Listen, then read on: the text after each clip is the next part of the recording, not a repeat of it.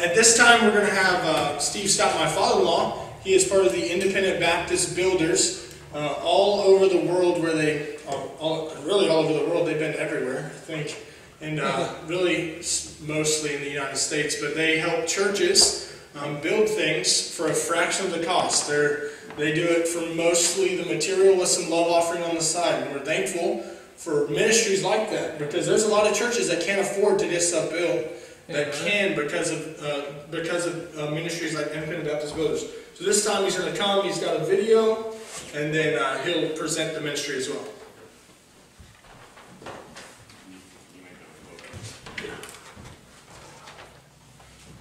Ready? Yeah, go ahead. We'll start with the ministry video.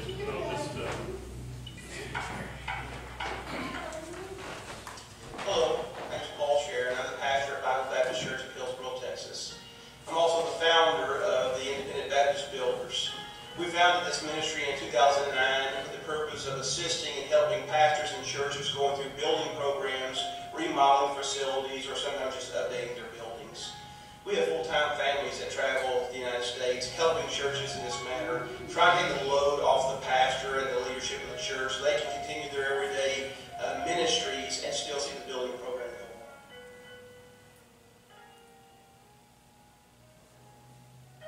The Independent Baptist Builders are a group of God-called local church sent and supported missionaries that travel the country and are called to help churches in their building project.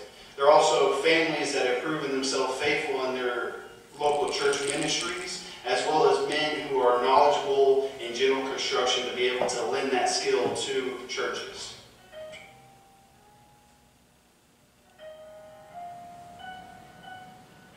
Our goal is to save churches money that can then be focused more on missions and other outreach programs, as well as limiting the need for a church to go into debt to achieve their building project goals, and to limit the time needed to be saving money for that project, because the need for finances would be much lower if we're able to help a church in that process.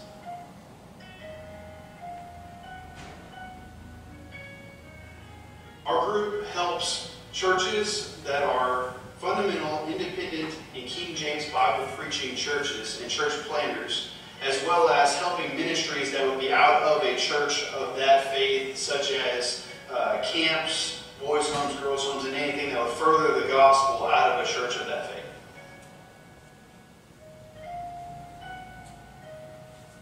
Take a moment just to talk about the benefits of the Independent Baptist Builders and the wonderful ministry that they have bestowed upon our church.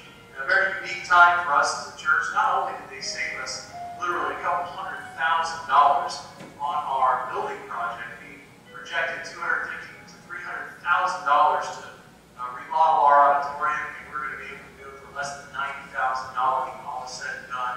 And that is thanks in large part to Independent Baptist Builders and the labor that they're saving us.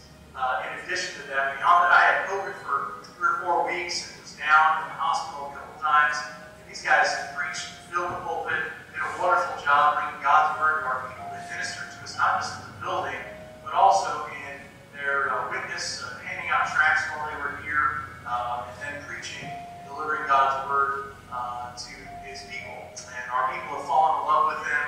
We have as well. They've just been such a blessing, generous with everything they've done, everything they've had, their attitude, their time, and I cannot recommend them highly enough as a missions project.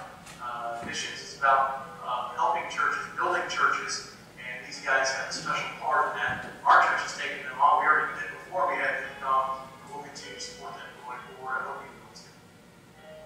We really enjoy having the Independent Baptist Builders here with us at Central Baptist Church, and we had a vision of what we wanted to see the Lord do here in our buildings. But the benefits I thought were, hey, we're going to have a nice building and stuff. But the biggest benefit that I noticed from our church is just the people.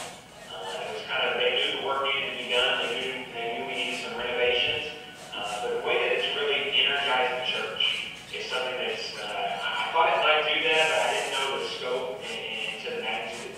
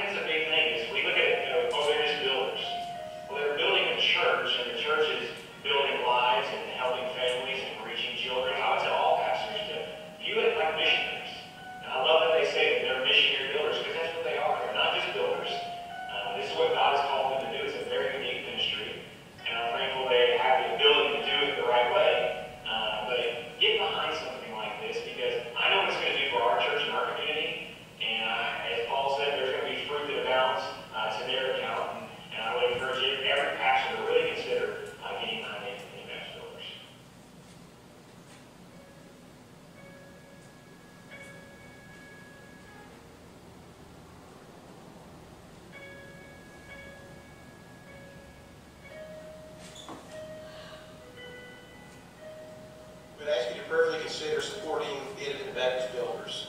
You can do so by supporting individual team members, or you can support the entire Independent Baptist family by sending funds through Bible Baptist Church in Hillsboro. Every dollar that comes in for the Independent Baptist Builders, we send out every month to them to help their support. They're a huge blessing, and I pray they'll be a blessing to you.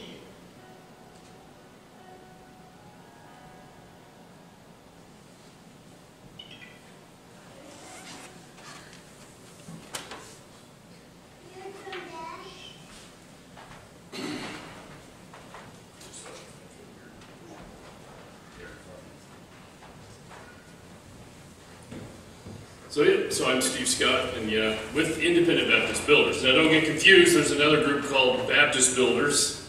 We're not them. They are a Southern Baptist group, and obviously they tend to help Southern Baptists. And we're Independent Baptists, as the video said. We support King James churches and ministries like that. Cody, could you, afterwards, that other video, could we just have run? Okay, so there's another video of projects that my wife and I have been on since we joined the ministry, and different things we've done. We've been to Alaska, and we've been to, we did a bowling alley in Missouri. There's a church that owns a bowling alley, and it's a military ministry. They bring soldiers in on Sunday and give them something to do in the afternoon, and then they're in the Sunday evening service. Been doing it since sometime in the 70s. It's a pretty cool ministry. But anyway, there's some, like I said, there's videos there. We have been to Mexico, and we've done work slightly, yeah, we've done some work there. And then we've been to Nepal. We've done some work in Nepal, at a ministry in Nepal for a missionary. Looking to go to Africa, support a missionary in Africa, do some work for them. I'm really excited about that one, but just haven't got the logistics worked out on it yet. So yes, we do generally we're a U.S. ministry, but if there's a missionary out there that needs our help, and we can get there, we'll help them. My wife and I have been in the ministry 3 years full time. We were both in the Navy. I don't know. I'm just going to go quickly through our little testimony about what we've done over the years. So we were both in the Navy. I did 23 years in the Navy. She did 11 in the Navy. It was hard for us both to be in the Navy at the same time. Needless to say, going to sea and deploying and stuff, we didn't get to see each other always all the time. So she got out first, and then I retired. Worked in a secular job for probably, I don't know, I can't even think of the math right now, like 10 years or so, and then felt called to do something. Actually, I need to back up a little bit. We didn't get saved until January of 2000. 35 years old is when I got saved. Our theological understanding, we're Baptists, used the King James Bible, and it was just hard to read. And we went through our theological background and said we'd both been Presbyterian at some point, so we started going to a Presbyterian church. And after a while, we started learning about things that people believe, not realizing that meant doctrine, right? And we started having questions. And then we adopted our kids. By the way, that's important. I think my daughter may want to know that. She's adopted. That's our son-in-law. That way they have a layer of deniability for anything I say or do here today. It's like, well, he's not really my dad. But anyway, but we adopted our kids, and then our children. We have a son and a daughter. And when we transferred, a friend of ours said, we got a place for you to go. And it was this Baptist church. I'm like, they had a Christian school. I'm like, well, why wouldn't a government school should be good enough? It's good enough for me. As we can see, that's not always maybe the best choice if you have the option to do something different. But so we were like, oh, well, okay, we'll send them to Christian school. They might, that might be good for them to do. But we're Presbyterian, so we ended up going there to church there on a Sunday night, and Wednesday for Awanas, and then I'm like, we're going to our Presbyterian church. So we went to our Presbyterian church, and we were there, I realized that the message was different. The way they did things was different. And I'm like, man, I think we might be Baptist. And then we went back, and it's like, oh, we're kind of a revival. a revival. We're going to be at church Sunday, Monday, Tuesday, Wednesday, Thursday, Friday. They took Saturday off. And I'm like, honey, this is a cult. We're going to be here all week. But all right, so we went there Sunday morning. And at Sunday morning, there was an evangelist named Tom Farrell. He's passed away since. And he asked us if we wanted to know if we were going to heaven or not. Or at least that's how I heard it. I don't know what he exactly said, but it was something, basically, I wanted to know if I was going to heaven or not. Because if you may not know that, Presbyterians, Calvinists, predestined. It's already been decided. I didn't know any of that stuff. Didn't know what it meant. But anyway, so we're like, well, I want to know. Now, I don't know what would have happened if I'd have gone forward and they told me, nope, you're not one of the elect. I'm not sure how that would have gone, But anyway, but when he asked for the invitation, I raised my, Anyway, I get to the point where my hand's raised and I'm looking at him, and I realize my wife's looking at him. I'm like, so then we both went forward, and we already knew stuff. I mean, we've been in church for a while, so it was like, all I have to do is accept Christ, repent. I'm here because I want to, I know I'm a sinner, and it's like, how did I miss this?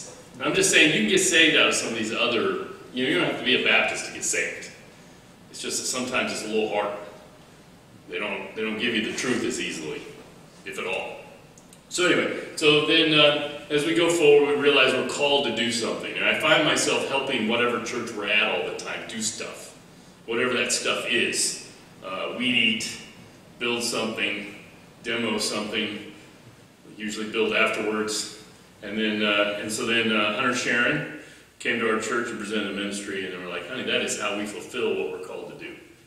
So here we are. And so, and then I'd like to say that it's an honor here, a double honor for me to be up here to be able to present the message and to present the ministry, because Cody's my son-in-law, so that this is his church that the Lord has called him to, and you guys have brought him in as your pastor. And so, thank you for the honor there. I appreciate it. But today, we're going to talk about Ezra. Ezra. It's a building guy. Ezra's the guy that was a builder, and so I thought, we're going to look at Ezra. And so, some things that I didn't realize until you start studying Ezra and reading through things, is that while Ezra's there to build things, he doesn't really build. And you find out that Ezra was there's some other contemporaries to Ezra. Ezra, Nehemiah, Haggai, Zechariah. Those are guys that are all four of those people are together at different times. Actually, Ezra and Nehemiah used to be one book back in the day.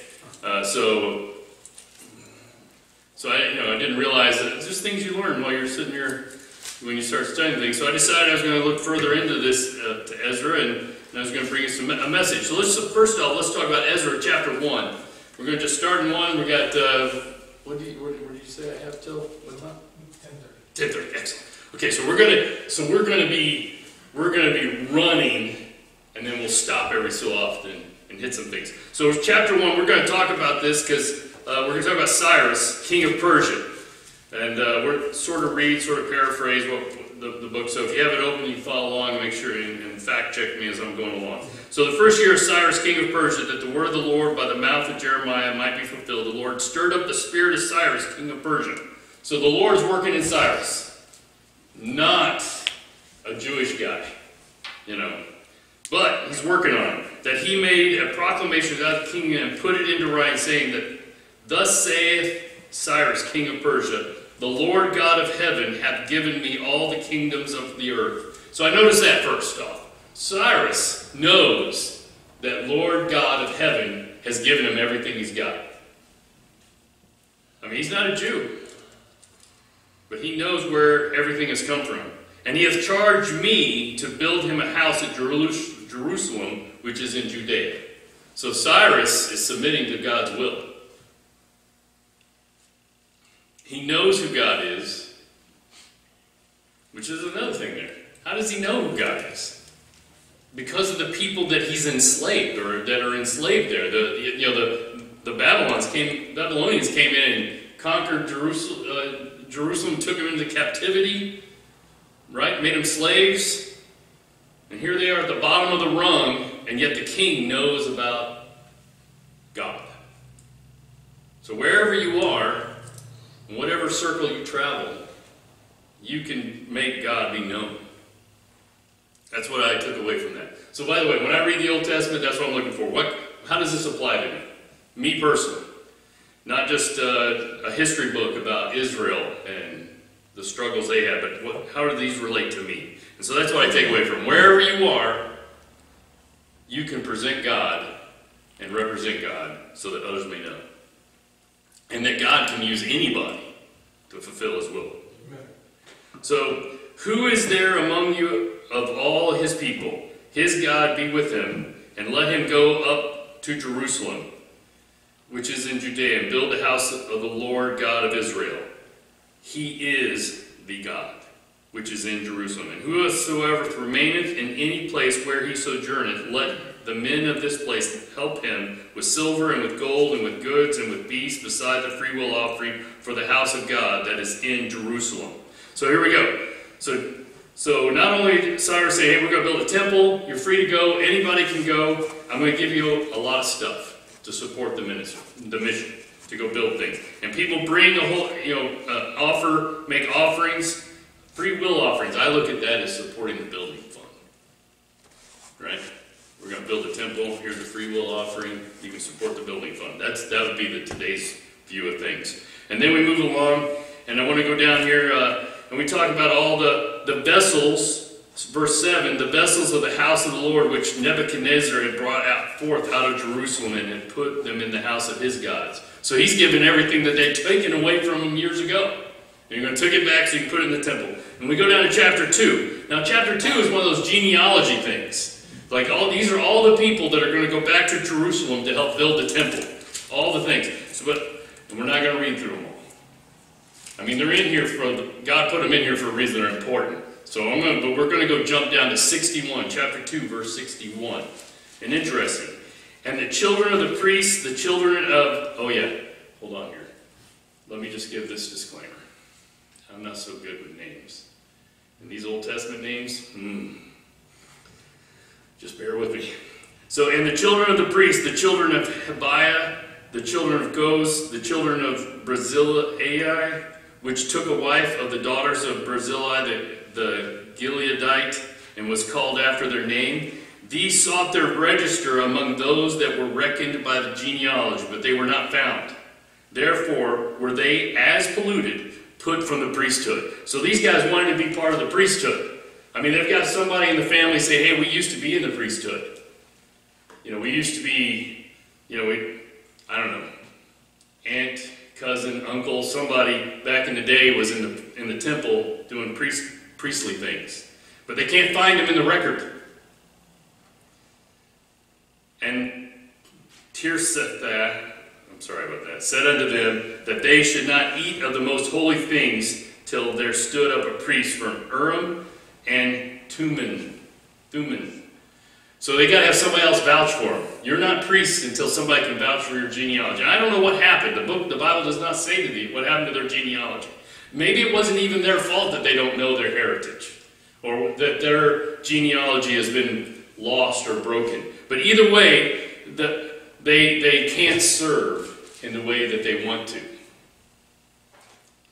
I look at that as our testimony today. We have to protect our testimony so that we can serve and be useful of God. And whether these people lost their genealogy through carelessness or whatever, or because they're enslaved and they don't get really a choice and they've lost that history. Whatever it was, is their fault or not their fault, they can't serve the way they feel they should be able to serve, because they tried to be part of the priesthood. But notice this, they're in the book as going back to build the temple. So even though they can't serve the way they want, they're going to serve the way God will let them serve. They don't quit. I look at my brother when he was playing baseball. I would talk about me playing baseball, but I had no skill. Anyway, so we'll talk about my brother, who was a little bit better. He wanted to be, I don't know what he wanted to be. I can't remember. But he came home and told my dad, he says, they keep making me the catcher. I don't like being the catcher.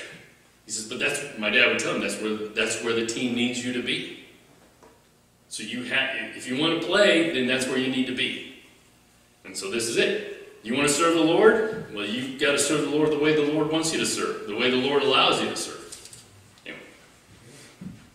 Anyway, so then we continue on. Then let's look at we're going to go talk to chapter 3. Chapter 3, the altar and the sacrifices are restored, right? And then I'm going to read verse 10, because verse 10 is interesting. And when the builders laid the foundation of the temple of the Lord, they set the priests in their apparel with trumpets, and the Levites, the sons of Asaph, with cymbals, and to praise the Lord after the ordinance of David, king of Israel. And they sang together by chorus and praises and giving thanks unto the Lord, because he is good, for his mercy endureth forever toward Israel. And all the people shouted with a great shout when they praised the Lord, because the foundation of the house of the Lord was laid. We're talking just the foundation. We're not even talking the building yet. They've just poured the slab, so to speak, and they're celebrating and praising because they've made it that far. God's been true and supportive of them that far. I often wonder if we praise and get excited about the smallest steps in our lives towards. But many of the priests and Levites and chief of the fathers, who were ancient men, that had seen the first house, when the foundation of this house was laid before their eyes, wept with a loud voice, and many shouted aloud for joy. We're at a building project in Fayette, Texas right now. It's a 10,000 square foot building. There's some pictures at the end of the video that I asked Cody to show us. But there are people that have been, that project's been going for quite a few years, mainly because the government's come in and said they're here to help. But, and it doesn't feel helpful. But either way, there are some people there that have contributed to the building fund, have cleaned, and have prepared, and they get they are vested in that project. And the fact that we started putting wood in the air for them, I think they're almost to this level of excitement, almost, tears because it's happening. And then, of course, and in verse 13, they say you can't tell the difference between the joy, the crying and cheering of joy, and those that are weeping. Then we go to chapter 4, which is, for me right now, is the city. Anyway, chapter 4. The adversaries come on the scene. Like, oh wait, you're doing something? You're doing something for the Lord? You're putting something in our town that's going to tell us that we're not living right? That we're not worshiping the true God? That's what the adversaries are here to do. So here we go. Let's look at 4, 5, and 6. Then the people of the land weakened the hands of the people of Judah. And troubled them in building. And hired counselors against them to frustrate their purpose all the days of Cyrus, king of Persia, even until the reign of Darius, king of Persia. So here we go. They hire people. Hey, how can we foil them? To get a propaganda team together, how can we spin this so that we can stop this thing from being finished? All right, here we go. Let's see what they do. And in the reign of Ahasuerus, in the beginning of his reign, wrote they unto him an accusation against the inhabitants of Judah and Jerusalem. So they write a letter. They're going to go on a campaign, a writing campaign. They write a letter, and they make all these claims. Let's go to verse 12.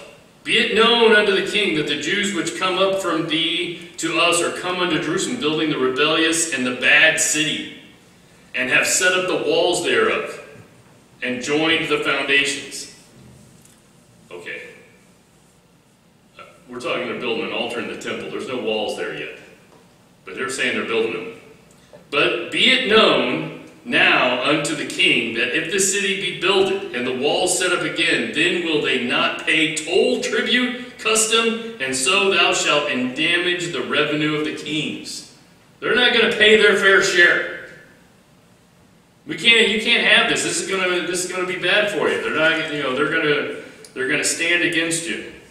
And then it says, go search the records. 14, this is the other thing. We're here to honor you, king. Search the records. We're on your side. And of course we go down, we jump down to, so first thing, what do they threaten? They're not going to pay their taxes. That's...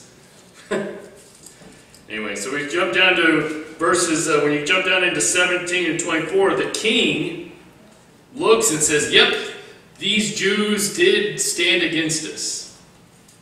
You get down to 14. Then ceased the work of the house of God, which is at Jerusalem. So it ceased unto the 2nd year of the reign of Darius, king of Persia. So they got it. Those people hired their propagandists, wrote a letter, made claims, and eventually the work stops. Enter chapter 5. We have 2 prophets come along. Verse 1, chapter 5, the prophets Haggai, the prophet, and Zechariah the son of Iddo prophesied unto the Jews that were in Judah and Jerusalem in the name of God of Israel, even unto them. And then rose up Zerubbabel, which is the leader of this first building attempt. Ezra is not the leader of this group. This is Zerubbabel. And so Haggai and Zechariah come and re-energize them to continue the building project. And guess what?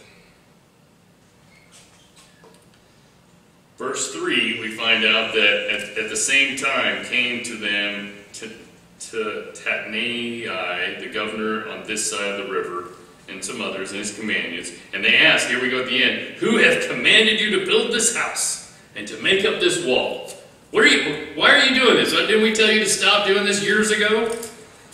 Then they said unto them after this manner, that what are the names? And then they go, then said we unto them after this manner, what are the names of the men that are make this building? Who's doing this work? Who's leading you guys? We want names.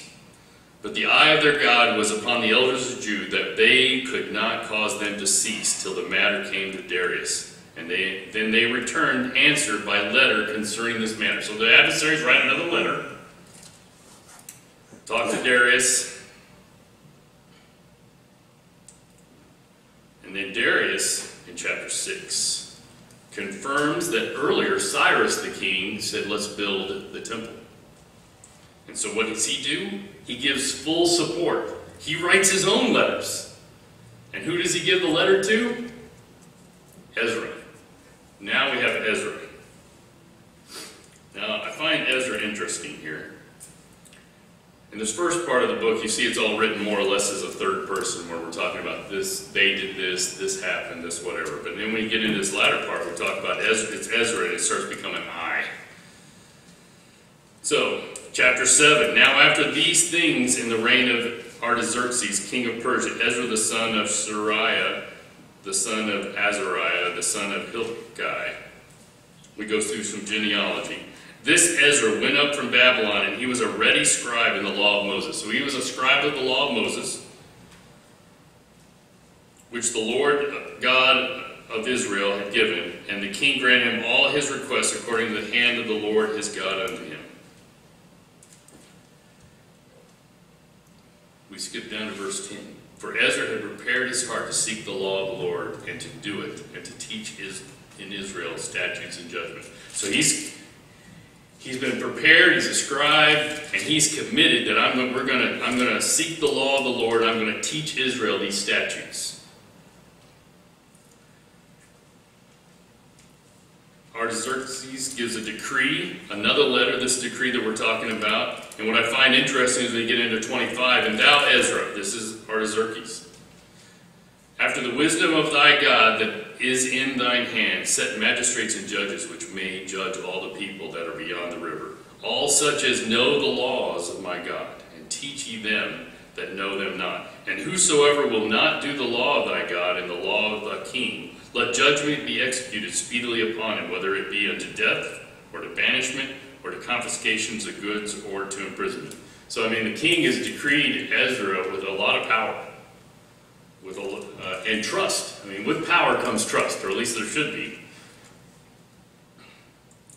Now, skipping down to 8. Ezra gets his companions together.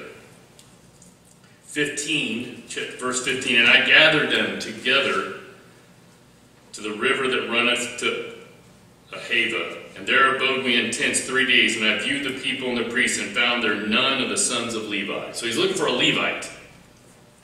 So he sent some people off, and by the good hand of our God upon us, they brought us a man of understanding, the sons of Malai, the son of Levi, the son of Israel, and Sheribah, and his sons and his brethren, 18. So they find a Levite. So he's wanting to start, but I'm not starting without a Levite. So he gets, and now, then I proclaimed a fast there as the river of Havai, that we might afflict ourselves before our God to seek of him a right way for us, and for our little ones, and for all our substance. Now 22 is interesting, the honesty of the Bible.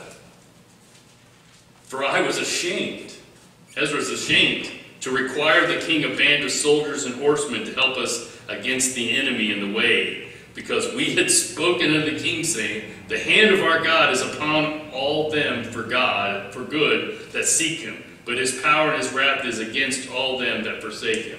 So I told the king, God will protect us on our journey to Jerusalem, because he's got gold and silver and all this other stuff. He's already divided amongst, the priests.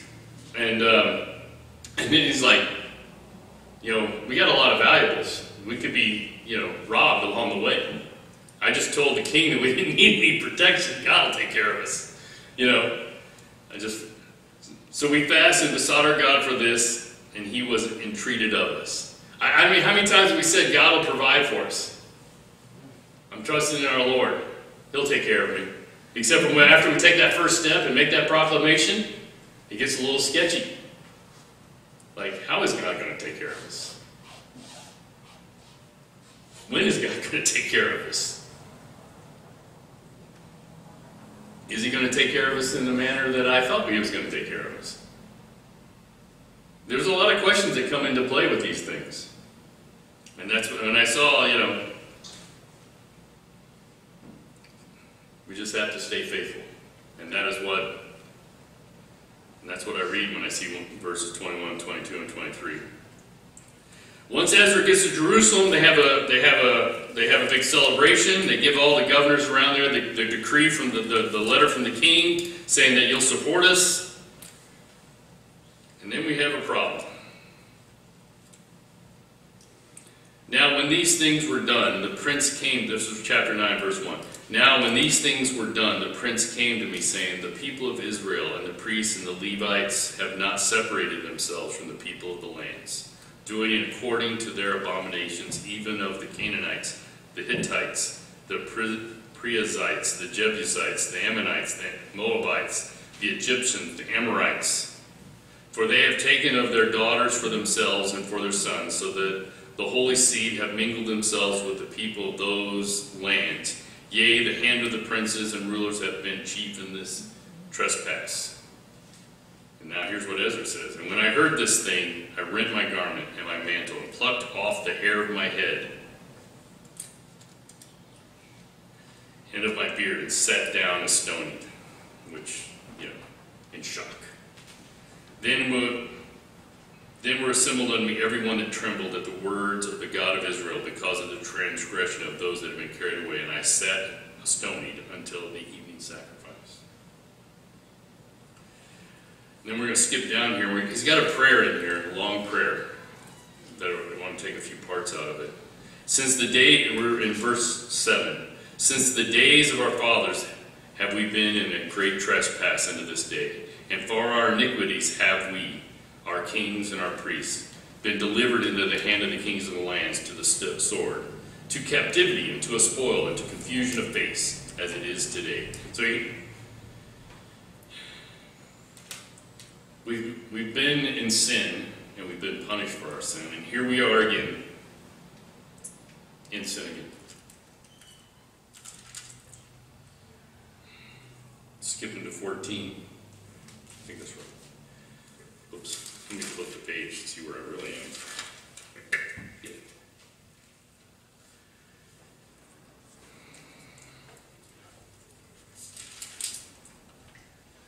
And I'm going to start at 13. After all that has come upon us for our evil deeds and for our great trespass, seeing that our God has punished us less than our iniquities deserved, and has given us such deliverance as this. I think about my own salvation. My sin warranted death and eternity in hell. But God provided His Son as a sacrifice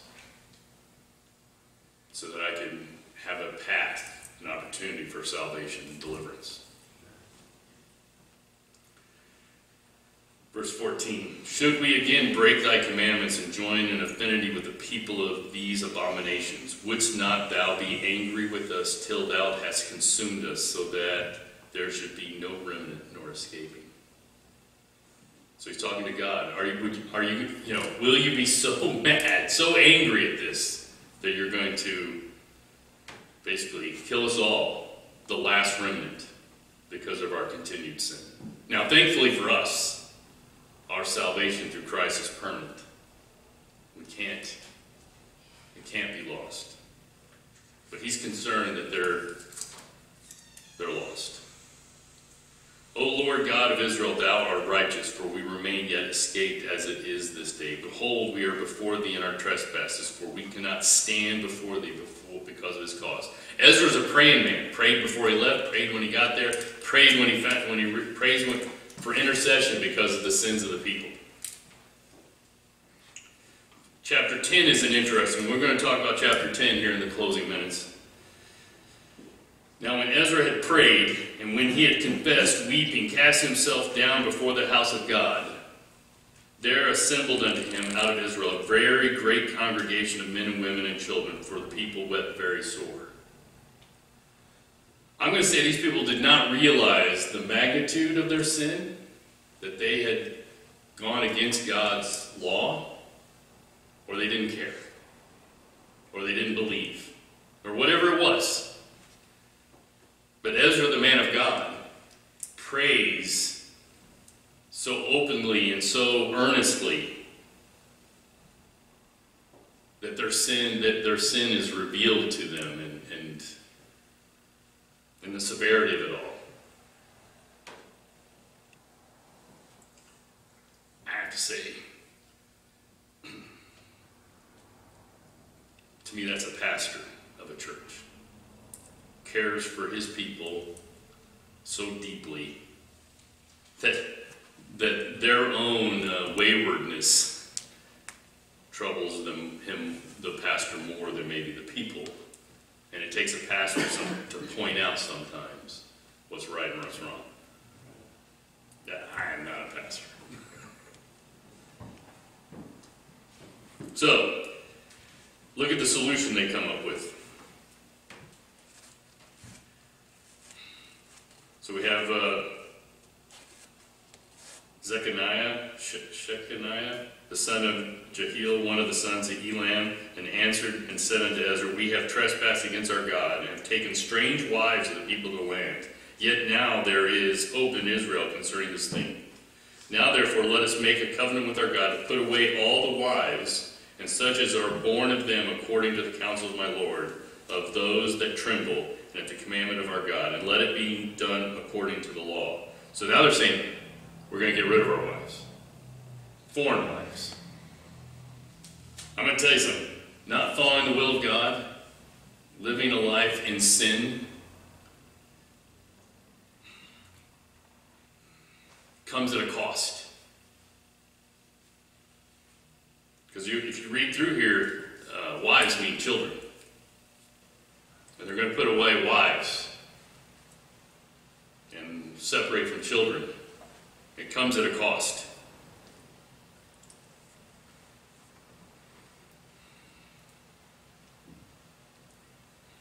Verse 11. Well, actually, maybe we'll go to verse 10. And Ezra the priest stood up and said unto them, this is the whole group, ye have transgressed and have taken strange wives to increase the trespass of Israel. Now therefore make confession to the Lord God of our fathers, and do his pleasure, and separate yourselves from the people of the land, and from the strange wives. Then all the congregation answered and said with a loud voice, as thou hast said, so must we do. So they're going to do it. One person stands against and says, I'm not going to follow God's will. The rest do. In verse 17, and they made an end with all the men that had taken strange wives by the first day of the first month. And so they had separated. The rest of them had separated from their foreign wives to get right with God. At a cost. And it doesn't say how they did it, or whether they supported them later, or how any of that stuff happens. But they separated.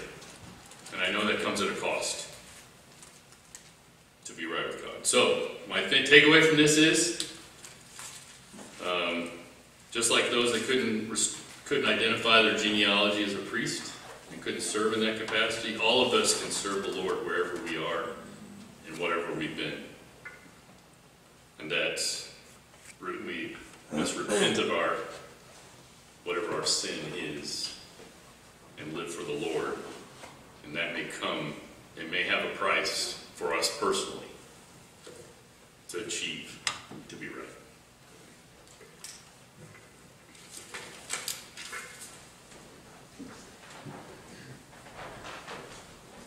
Amen. That's good, isn't it?